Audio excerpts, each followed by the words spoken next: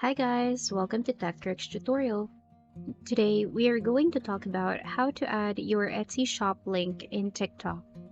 It's a step-by-step guide to follow easily. If you find this tutorial helpful, please don't forget to hit the like and subscribe button. Now, let's dive right in. So first, what we're going to do is to simply copy our Etsy shop name from our Etsy dashboard. So I'm just going to highlight this section and simply right click and copy or control C. Now, what we're going to do next is we're going to open our TikTok. So here in our TikTok, we're going to click on edit profile, and here below, if you scroll down, you can see business information. So there you can add your website. However, you need to have a registered business account. So if you don't have it registered yet, what you can do is that you can simply go to your bio and add the link right there. So simply paste the link and save it.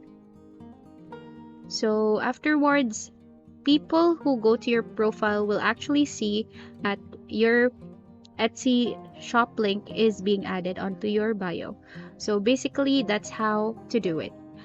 I hope that you found this tutorial helpful, and thank you so much for watching.